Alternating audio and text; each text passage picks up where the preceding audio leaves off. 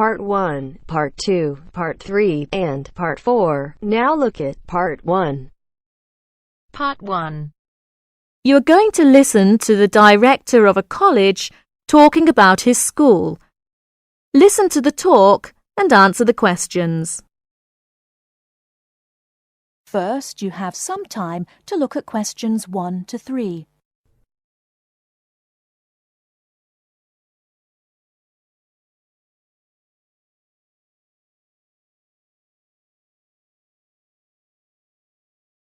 Now we shall begin. You should answer the questions as you listen, because you will not hear the recording a second time. Listen carefully and answer questions 1 to 3.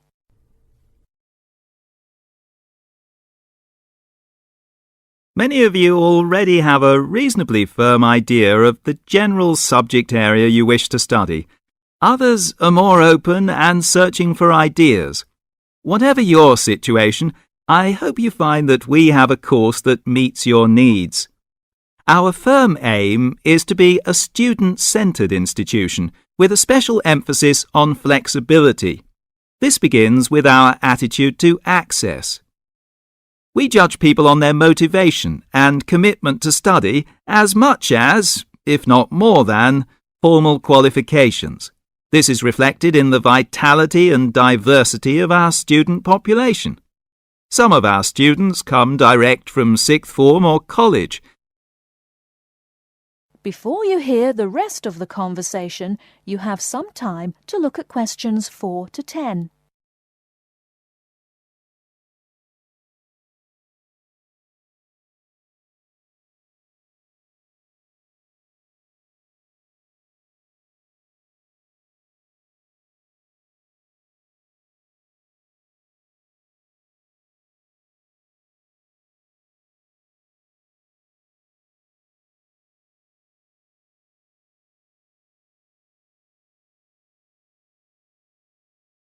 Now listen and answer questions 4 to 10. Others are coming into higher education after a short or long gap from formal education. Some are seeking a specific set of skills with a particular job or profession in mind. Others are retraining or studying to give their careers a new direction or dimension. Some are learning about the very latest scientific, technological and commercial knowledge. Others are stretching their minds on sensitive environmental, social and cultural issues. Even a casual observation of the mix of our student body indicates that we're close to our aim of being a polytechnic for the whole community.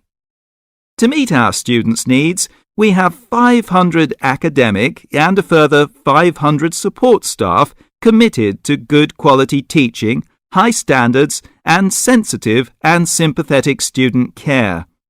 We have probably the longest experience of understanding and dealing with the differing needs of a diverse student population. I hope you'll find a suitable course at the Polytechnic College. If you want to come to the college and we consider you suitable, we'll do our best to find you a place. And when you're here, we'll work hard to make your experience enjoyable, stimulating, and educationally rewarding.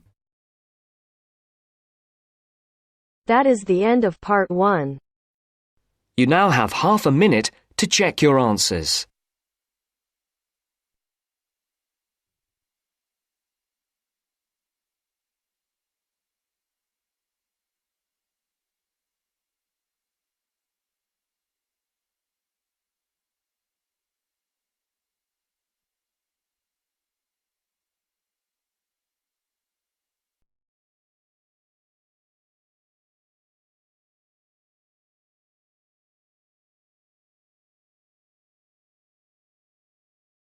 Now turns to Part 2.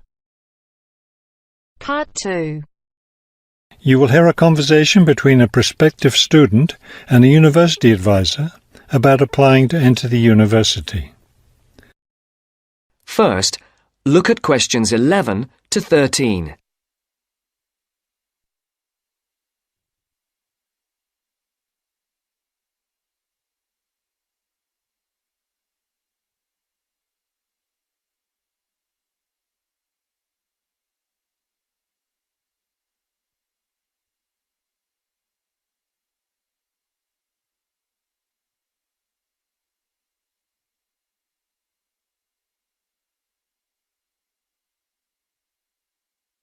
As you listen to the first part of the interview, answer questions 11 to 13.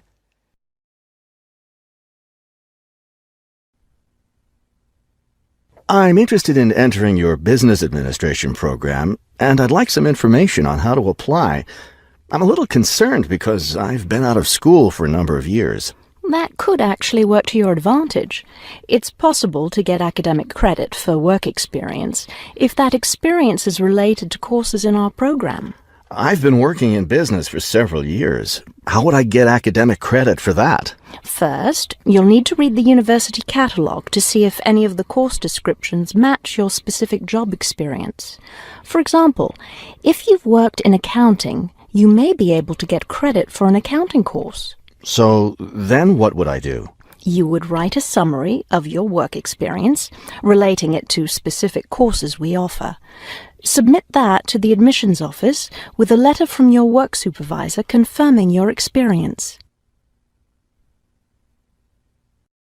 Now look at questions 14 to 20.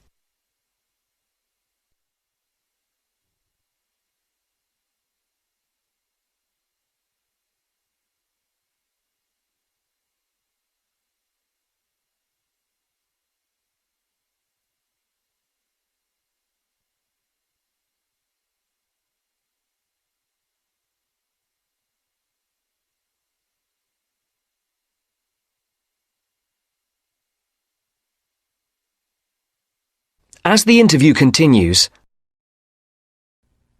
Would I submit those things at the same time that I apply for admission? That would be the best idea.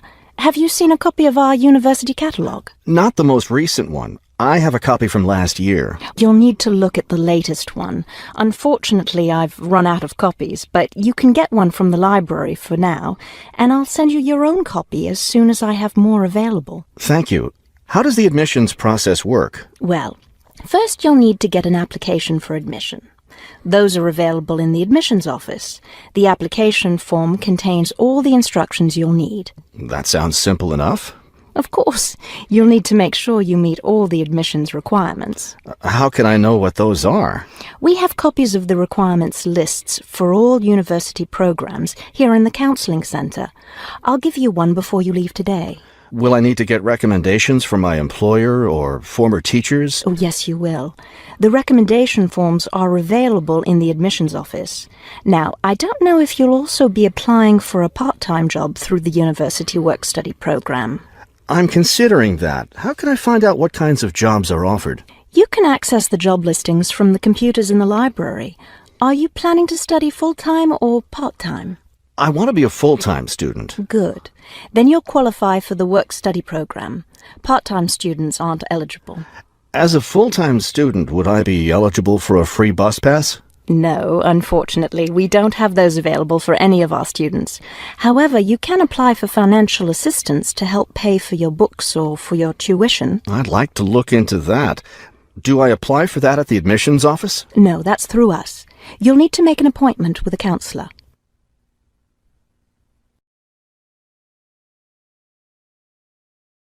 That is the end of part 2. you now have half a minute to check your answers.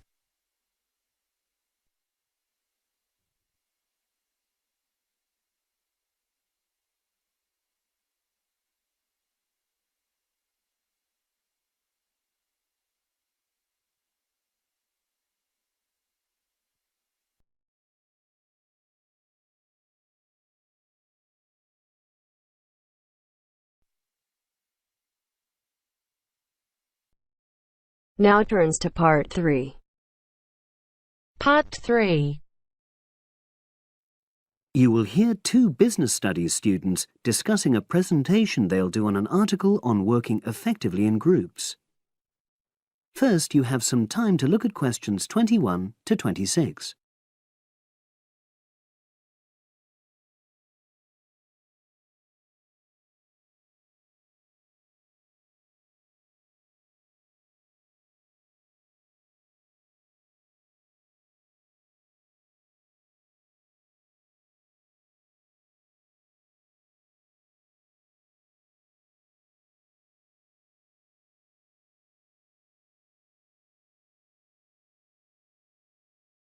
Now listen and answer questions 21 to 26. So, Brad, what did you think of the article on group work? Oh, hi, Helen.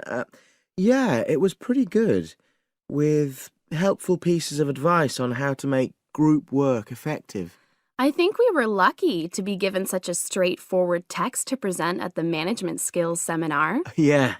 Actually, shall we discuss it now? Have you got time? Sure, it's only a 10-minute presentation, so we just need to explain and then give our views on the main points raised in the article. I'll jot down some notes. Right. So, there are 3 main sections. I suggest we start with listening. Yeah, effective listening in groups, because it's not something that's frequently covered on courses in our field. No, and we should say that in the presentation. Yeah, and also effective listening's pretty simple, you know. I don't think it's hard to learn. Well, people think it's easy, but in my experience, most of us tend to be very lazy listeners. Okay, I wouldn't argue with that. Something I do think we should emphasize is the power of the listener's posture, gestures, etc., in making speakers feel respected. Not that you're just waiting for them to finish before jumping in with your own ideas. Uh-huh. Okay, right. The next section is on goal setting. Let's make sure we're clear what the article says on this. Yeah. Well, firstly, it says that all group members must be given time to explain their own goals. That's it, yeah. And then, did it say that the whole group should agree on common goals? That's a bit too strong. It's more that everyone's agendas should be equally acceptable. But it does say that goals have to be realistic, you know. Achievable within a particular time? You've got it. That's really what the article's saying. There isn't really any point in having ideals if group members know they won't come to anything within a reasonable period. So, I think a summary covering those points will be enough for that part of the presentation, don't you? Yeah. Now, the last section is about conflict resolution. Actually, I thought it was the worst part of the article. Me too. I don't think it went into sufficient detail on the issue. Actually, I thought it devoted too much space to it, but that it was all rather boring, you know? It didn't mention some of the more radical theories. Absolutely. I found that really irritating. Right, and also I think it could have said more about conflict sometimes being healthy in groups. Absolutely. It just mentioned rather glibly about how we should avoid thinking of winners and losers, and that quick resolution of conflict is always desirable. Without explaining what these terms mean? Well, it gives quite detailed definitions, but doesn't develop a proper argument. Right. So, for the presentation, I think we just give some definitions and then explain what we felt were the weaknesses in the article's treatment of conflict resolution. Yeah, good. Now you have some time to look at questions 27 to 30.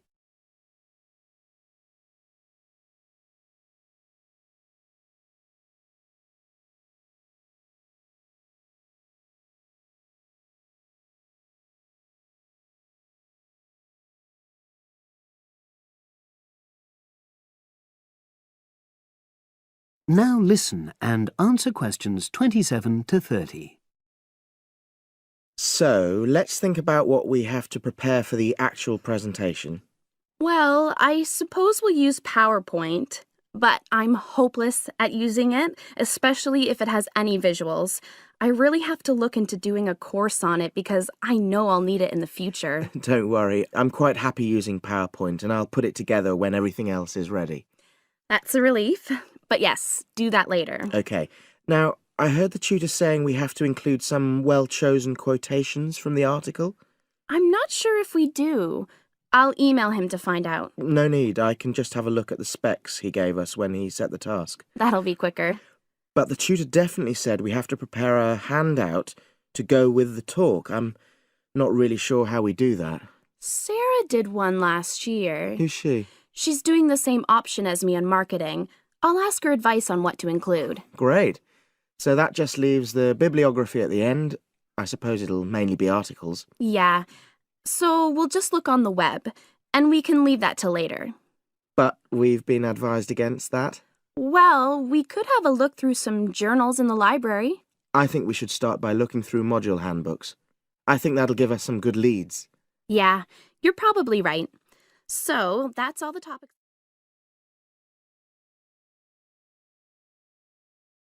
That is the end of part 3.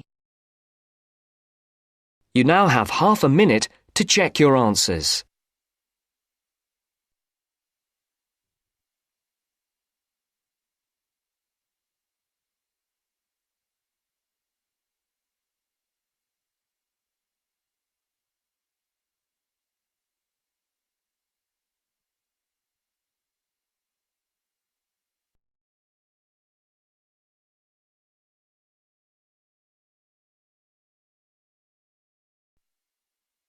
Now turns to part 4.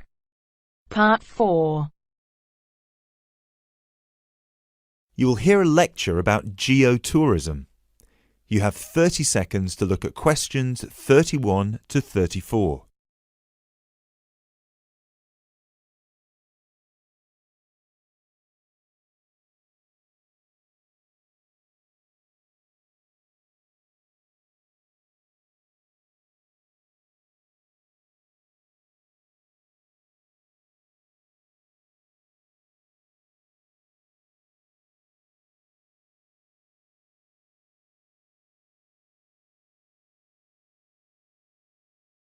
Now, I'd like to move on to talk about something called geotourism. Geotourism is very basically leveraging the benefits of tourism for local communities. I would just like to give you a couple of statistics which are very illustrative of the current situation with regard to young travellers and international tourism. Firstly, tourism has an impact on more people worldwide than any other industry. Indeed, it has an impact on 1 in every 2 people, either directly or indirectly. The second statistic is that in global tourism, there is a 97% economic leakage. This means that if you spend £100 on going on holiday, normally only £3 of that money will actually reach the people who are giving you the services and the accommodation, for example, in the destination. If you put these two figures together, you can understand why some of the regions of the world which have very high levels of tourism still have very high levels of poverty and huge developmental challenges. These countries have this massive industry demanding a huge number of services, but they are not seeing a fair reward for these services. Geotourism is about changing this.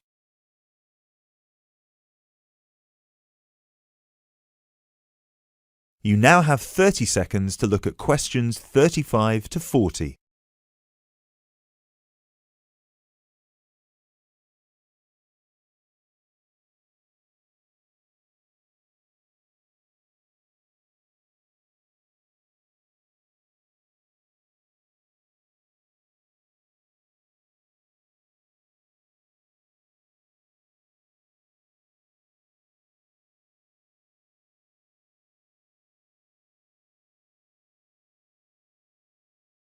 Projects are now being developed with financial organisations such as the World Bank. One of these involves developing a technology platform which is bringing grassroots travel products such as hotels, locally owned hotels, not global chains, very locally owned tour operators to the international travel market, therefore avoiding the middlemen. These middlemen often cut them out of the market completely or just make their business unsustainable. Another way that geotourism can be promoted is through the niche travel market of volunteering. These days, a significant number of older teenagers want to spend a gap year, either between school and university, or university and employment. Often, these people want to spend some or all of their year volunteering, but they either don't have the money or don't feel inclined to pay the main volunteering organisation businesses the fee they require, which can be as high as £3,500. What they are looking for is an organisation who can connect them with people on the ground, who can suggest worthwhile local projects. So, this is a real win-win scenario. The organisers charge a small flat fee, which then goes to the local contact. Thus, the local contact gets a very good commission just for one customer. The customer is also saving a large amount of money and time, both of which they can give to the projects they end up working on. There is still quite a long way to go before poverty in the most popular of tourist areas is eradicated, but a focus on this type of geotourism could provide an answer.